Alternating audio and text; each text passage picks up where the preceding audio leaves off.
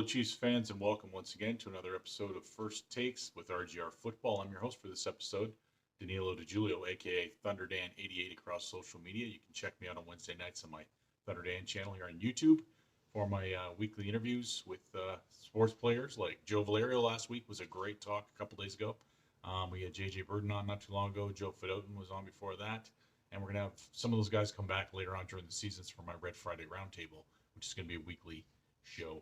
Come check it out. If you haven't subscribed yet, go ahead and hit that subscribe tab and tap that notification bell to make sure you get all of our future content.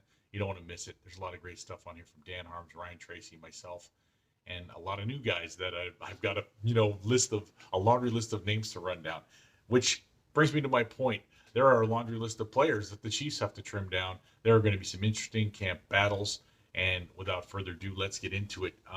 We have a GM at Brett Veach, who is bar none one of the most aggressive and savvy for his age, incredibly savvy beyond his years, GMs in the league at going after players that are needs, fits, and just possibly guys that can help take us to the next level.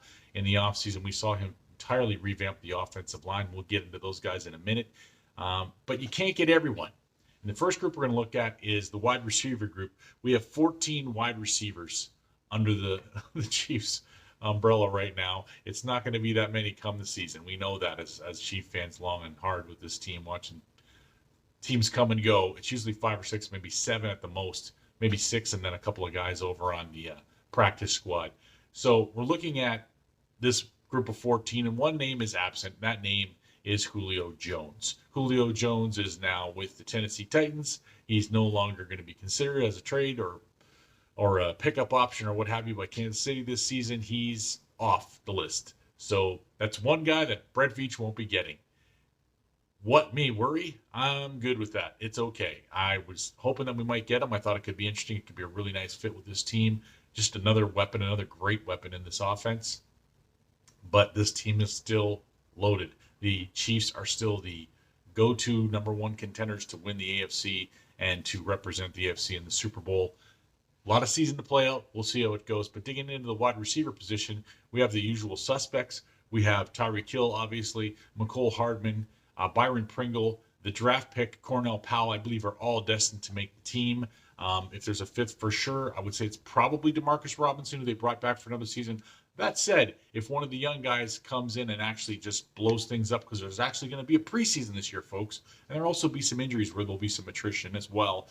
It's going to be interesting to see who takes that 5th and 6th spots on the Kansas City roster. We have Fortson and French, who are holdovers from the practice squad last season, guys that have been getting reps with this team. Looking forward to seeing how they play out.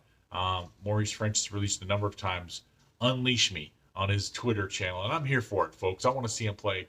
Go back and check out his tape from Pitt. If you haven't seen what this guy can do, he can run all the routes. He's a good return man. He's quick. He's fast. He's got great hands. He's a great football player. He's about 5'11", 202 pounds or something like that. So he's solid, and he's got good size as well. He's not tiny. He's not small. He's got some speed. He can go after the ball. There's a poem for you. Just gave that to you just like that. Okay, so let's move on to the tight ends. The tight ends, we got 4 guys right now. The top 2 candidates right now are obviously Travis Kelce's not going anywhere, and Noah Gray, our draft pick. UDFA. No, draft pick. That's right. We did trade up for him, didn't we? Oh my gosh, I gotta get my pulse on this guy, my finger on that guy's pulse. Noah Gray is our draft pick in the house, and Kaiser's a holdover from last year, and we got some other guys. It's just gonna be some guys coming and going, I think. I don't know if we're gonna end up with 3 or 4 at the end of the day. Blake Bell came back as well. Right there, that's 4 guys that could be your list. Let's go ahead and tick them off and say those are going to be the guys. Quarterback, obviously the most important position. We don't really need to discuss it much because it's the Mahomes show all the way, God willing, and Andy is going to keep it that way. If we are locked and loaded for the playoffs in the first round bye with the week to go, then you might see Henny get in there, or maybe Shane Bichelle, who I think is going to stick around with this team. I think we see Gordon get cut, and maybe he picks up somewhere else or goes to the practice squad for Kansas City. The running back spot, we're going to see Clyde Edwards-Helaire 2.0, or if you prefer, will the real Clyde Edwards-Helaire please stand up? Not to say he didn't have a really good season for a rookie, because he did. He had some injury problems, though, and that was problematic. He didn't get in the passing game as much as we would have liked, probably because when they were passing, sometimes he was needed back there to block. because you saw what tatters our offensive line was in by the end of the season. It was a rough show. This year, not the case. So I think we're going to see more out of that part of the passing game. I think we might see 32 to 40 passes go Clyde's way, and I think he's going to exceed 1,100 yards this year, maybe 1,200 plus. I'd like to see him get double-digit touchdowns combined. 10 rushing and more passing would be even better, more receiving. So there's Clyde, and then we got Jerick McKinnon, Darrell Williams. We got Darwin Thompson holding over. We'll see what happens with the running back group. There's only one fullback on the list. That's Michael Burton. Michael Bolton, rather. Michael Burton. Yes, I keep wanting to put a Michael Bolton on this team. Yesterday it was Michael Bolton instead of Nick Bolton. It's Michael Burton, the fullback.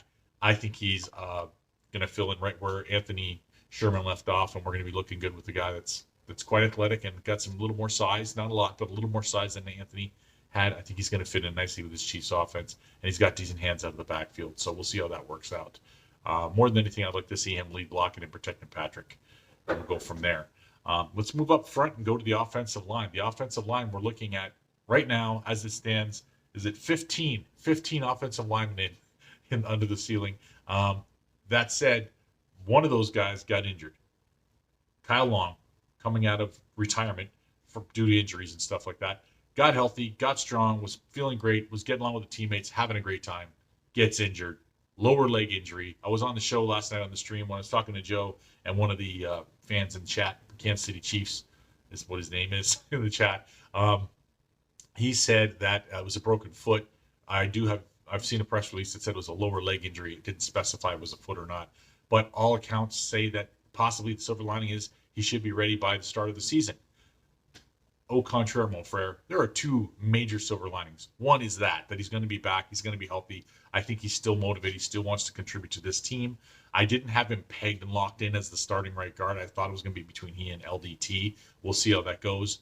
With this injury, with LDT being limited as far as how soon he can come down from Canada, Trey Smith is going to win in this situation. Trey Smith is going to get a lot more reps than he probably was going to get. He was probably already slated to get a good number of reps. He's been getting out there. He's been showing his ability, and they're liking what they're seeing.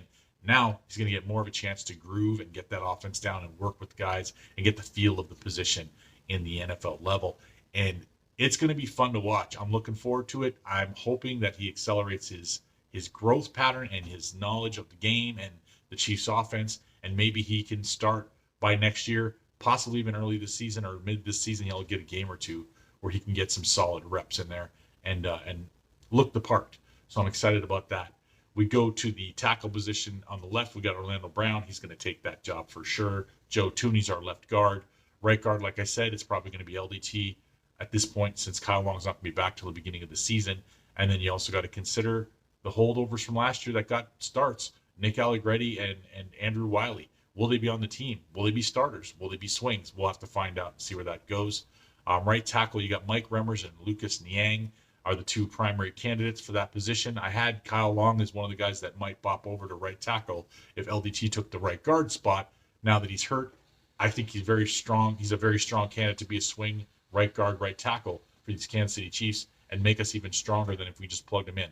I think LDT is going to come back strong as ever, healthy for the first time in a while, and motivated beyond belief. The man has been on the front lines of COVID. He's seen the value of life taken from some people way too early, and he's going to want to enjoy every minute he's got in this big ball of dirt we call Earth. So I think he's going to come back with a passion and a vengeance, and I'm looking forward to it. I like nothing more fun than watching the big French Canadian get angry and start throwing people around. I have experience seeing this. It's a sight to behold. Let's see how it all plays out.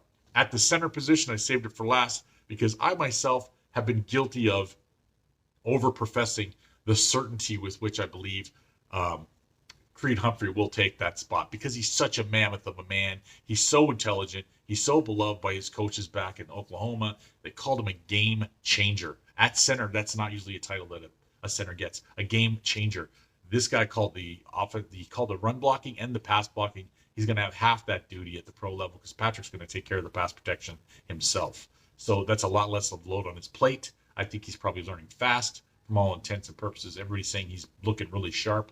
But Joe corrected me yesterday on my show, Joe Valerio. I'm not going to argue with a former Chief offensive lineman who caught touchdowns from Joe Montana. He said, don't sleep on Austin Blythe. Austin Blythe, and I agree, Austin Blythe he was rated top 10 in PFF, and I've got an issue with them I'll take up before I sign off. He was rated a top 10 center in the league last year. He's a pro with experience, and he's shown an ability to take some big, tough, nasty defensive linemen and shave them down the line into the third deck. So I'm not going to sleep on Austin Blythe either. Fact of the matter is, folks, we got some depth on offense. It looks great. It looks fun. I'm excited for the competition battles. We didn't even get over to the defense. We'll cover them next week. But right now, the last thing I want to say was PFF last year had the Chiefs' offensive line ranked as the 11th offensive line in the league at the end of the season. The end of the season, remember, we were Eric Fisher and duct tape holding a bunch of guys that were playing above their head. Kudos to them. They were playing well beyond what we expected of them, and they rated them as the 11th best offensive line. With all the adjustments and additions in the offseason, they now rank the Chiefs' offensive line as the 7th best offensive line in the NFL. To which I say, ha, and ha again. Chime in the chat. Let me know what you think. I think they're at least the top 3 offensive line. If you think I'm wrong, let me know which 6 teams you think are ahead of them. I'm curious to hear what you guys have to say. I think that they're challenging the Chiefs to see what they can do, what they can pull together. Obviously, it takes time to build your potential and your cohesiveness. I think they're getting their chemistry going right now, and it's looking good, and they're loving it, and everybody's excited to win with Kansas City. Let's go get that AFC West. Let's get the AFC, and let's get back to the Super Bowl, starting with that offensive line. Go Chiefs. Thanks for watching this video from the team at RGR Football. Click these videos to see more and subscribe to RGR Football.